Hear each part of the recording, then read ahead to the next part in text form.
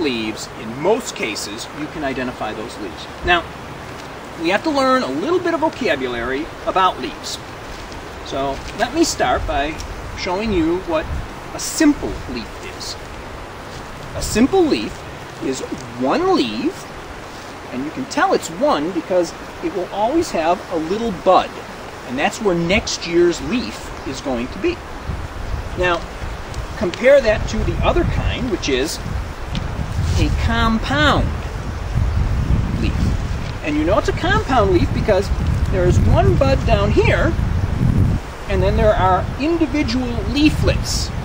And in the fall, when this tree loses its leaves, it will fall off here at the bud, and you will have, in this case, 7 leaflets all connected together falling off. So that's the first thing we need to know the difference of, is if it's a simple or a compound leaf. The next thing we want to know is, are the leaves opposite or alternate to each other? Here's an example of a simple alternate leaf. So first, we notice where the buds are. So we know that it is simple because it's one leaf per bud. And it's alternate because you can see the leaves on each side are alternate to each other. They're not exactly across from each other. They're alternately spaced. So that's an alternate. Now let me go back to our compound leaf for a moment. Let's pretend for a minute it didn't have a bud down here, and it had a bud at each individual leaf. Now we would have what type of leaves? Simple. Simple leaves, that's right. And would they be opposite of each other? Yes. Or very good, opposite and alternate. There are also different types of leaf shapes. If it's this common type of leaf shape, we call that a pinnate leaf, pinnate. And if it was this type, palmate. We also may have to look along the edge and see if it is got a smooth margin or a toothed margin. So those are the things we're going to look at on our dichotomous key. When we start looking at the key, all trees are broken into 2 broad categories. Do we know what those 2 categories might be? Someone name one of them? Conifer. Conifer is very close. One group of trees is called evergreen trees, and conifers are a type of evergreen tree. So that is very good. And if we have evergreen trees, what's the other type? Deciduous. Deciduous, very good. Someone has done their homework. All right, let's start with the evergreen trees. What makes something an evergreen tree? It doesn't lose its leaves in the winter. It doesn't lose its leaves all at once in the winter. It loses, but not all at once. It loses throughout the year.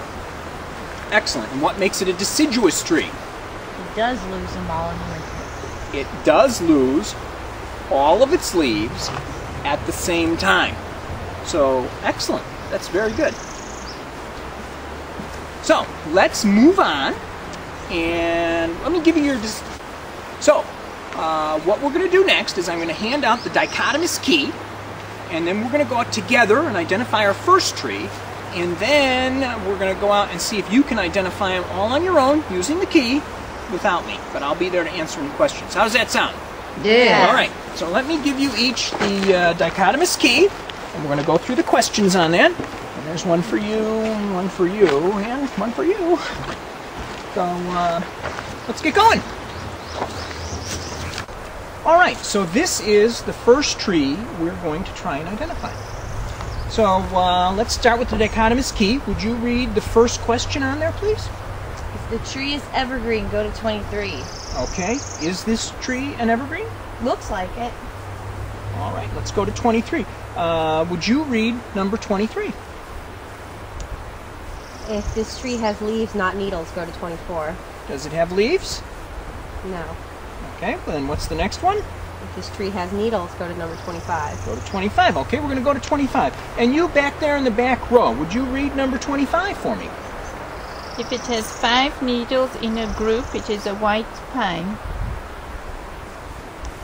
Keep reading. What's If B? it has needles half an inch or shorter in length. It's a hemlock. Well, what is the length of these needles?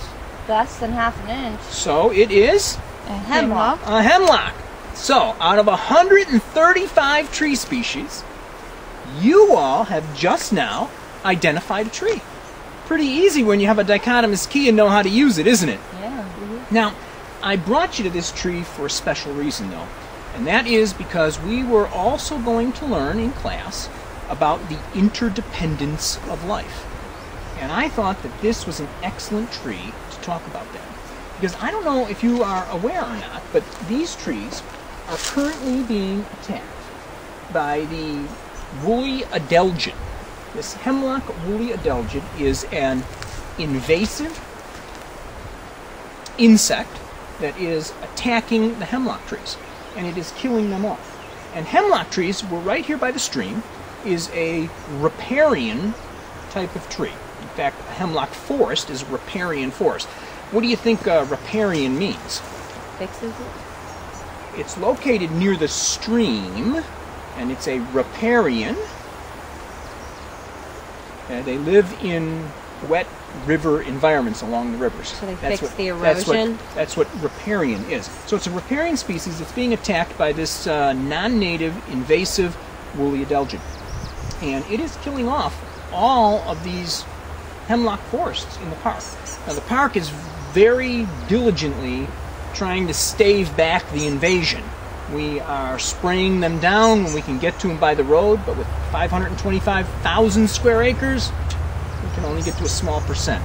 The big old grandpa trees that we can get into, we are injecting them with an insecticide. If they're really close to a water source, we inject them. If they're further away from the water source, we inject them into the ground around them.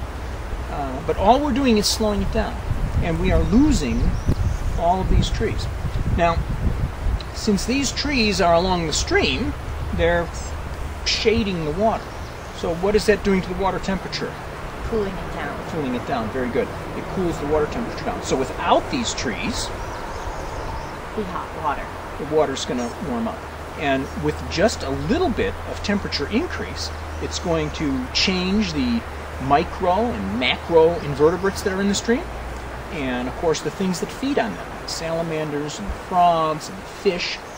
And we're not sure here at the park what effect that's going to have, but it is going to have a major effect on the habitats in these riparian environments.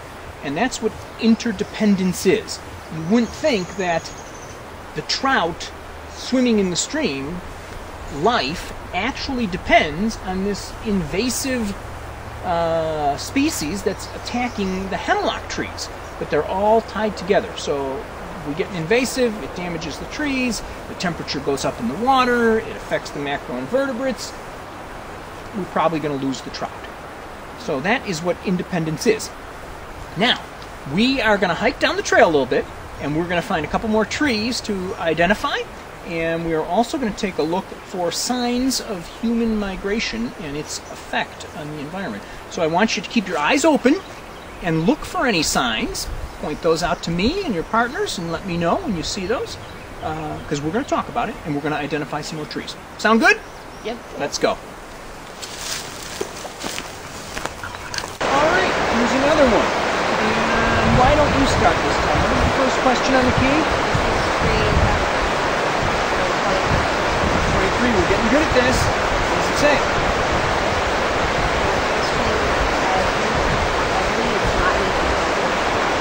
Leaves or needles? Needles. Needles. So where do we go? 25. Okay, what does 25 say? It has 5 needles in the group. It is a white line. How many needles are in the group? Take a look at these needles. Well, And we'll take a look at the little bunch. tiny one. And be very careful pulling one. And you have to twist it a little between your fingers to see one. 5. 5. I got 5. How many did you get? 5. So what does it say? It's a white pine. Isn't that amazing? It's a white pine, 5 needles.